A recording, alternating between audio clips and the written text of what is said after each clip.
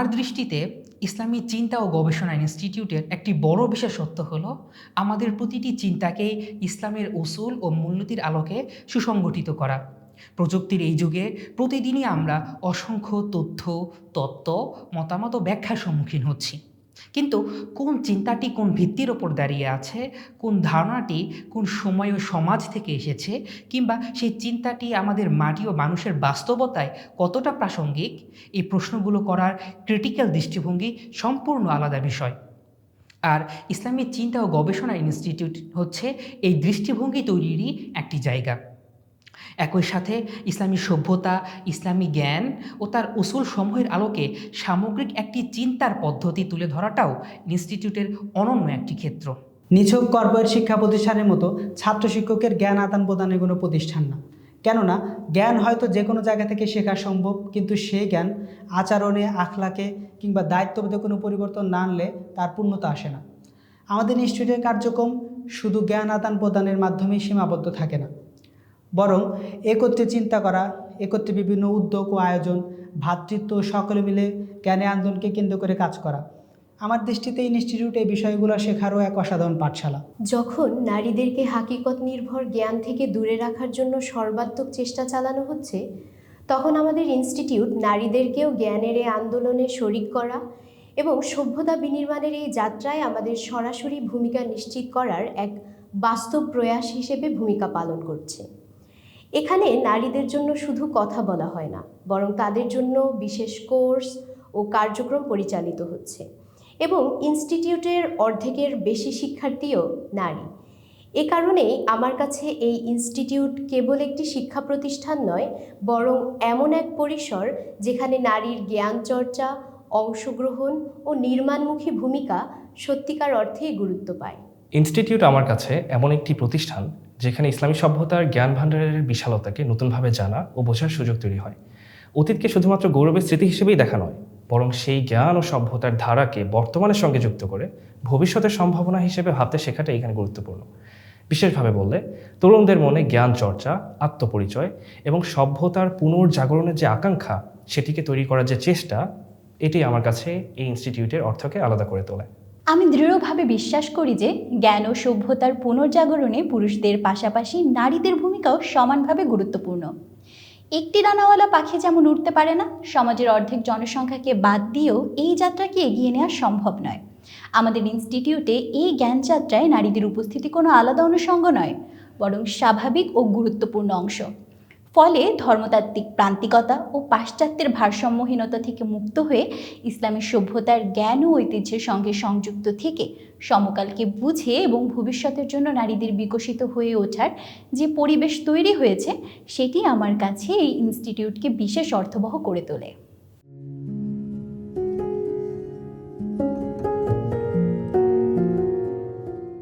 ইনস্টিটিউটের কোর্স ও সিলেবাস সমূহের মধ্যে সবচেয়ে আকর্ষণীয় বিষয় হলো তাওহিদুল উলুম তথা জ্ঞানের সামগ্রিকতার ধারণা এবং জ্ঞান ও আখলাককে আলাদা না করার প্রবণতা।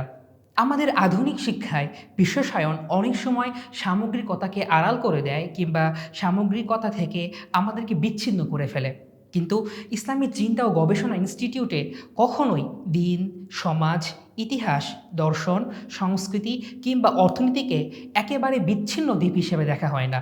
এর পাশাপাশি ইসলামী চিন্তা ও গবেষণা ইনস্টিটিউট ইসলামী জ্ঞানের বিভিন্ন শাখার মধ্যে বিদ্যমান সেই সম্পর্ককে খুঁজে বের করার চেষ্টা করে এবং এই সামগ্রিক চিন্তার পরিসরকে অনেক বিস্তৃত ও উন্মুক্ত করে তোলে। ইসলামী সভ্যতার ক্লাসিকগুলোকে বর্তমানের সাথে সম্পৃক্ত করে পড়ানোর ব্যাপারটা আমার সবচেয়ে অসাধারণ লেগেছে। বিশেষ করে আল্লামা রাগিব ইস্পাহানির জারিয়া ইলা মাকারিমিস শারিয়া, ইমাম গাজালির জাওয়াহিরুল কোরআনের ন্যায় অনন্য ক্লাসিকগুলোকে সময়ের আলোকে পাঠ করতে পারা একটি অসাধারণ অভিজ্ঞতা।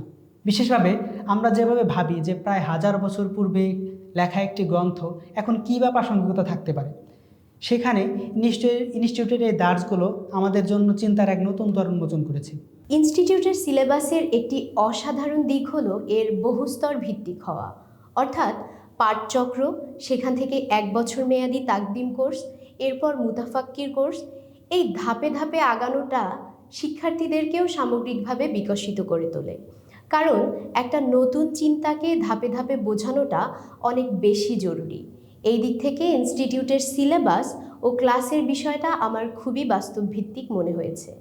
বাংলাদেশের প্রেক্ষিতে আন্তর্জাতিক ও বৈশ্বিক পরিসরে চর্চিত জ্ঞান ও চিন্তার সাথে পরিচয়টাও এক ধরনের বিলাসিতাই বলা যায়।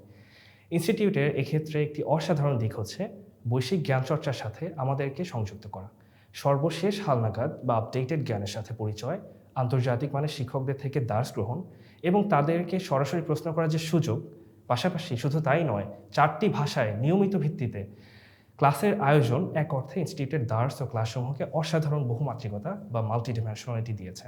আমার কাছে অসাধারণ একটি দিক মনে হয়েছে উম্মতের বড় বড় আলেম ও মুতাফাক্কিরদের সম্পর্কে গভীরভাবে জানার সুযোগ পাওয়াটা। ভাষাগত প্রতিবন্ধকতা কিংবা বাংলাদেশি ওই অর্থে চর্চা না থাকা, কারণ যেটাই হোক, অনেক বড় বড় আলেমদের সম্পর্কে আমরা একেবারেই অন্ধকারে ছিলাম। আল্লামা মুসা জারুল্লাহ বিগিয়েফ, আল্লাল ফাসি, তহা আব্দুর রহমানের মতো আলেমগণের চিন্তাকে পড়তে পারা একটি অসাধারণ বিষয়। দ্বিতীয় আরেকটি বিষয় হলো উম্মতের বড় বড় নারী আলেমদের সম্বন্ধে জানা। প্রফেসর ডক্টর হেবা রউফ ইজ্জত, বাসমা আব্দুল কাফির, ফেল্লা লামা থেকে শুরু করে এই মানের শিক্ষকদের দার্সে বসা শুধু আমাদের জ্ঞান ও চিন্তার বিকাশেই ভূমিকা রাখে না, বরং আমাদেরকে বিশেষভাবে আত্মবিশ্বাসীও করে তোলে যে এই ধরনের ব্যক্তিত্ব আমাদের ভেতর থেকেও গড়ে ওঠা সম্ভব।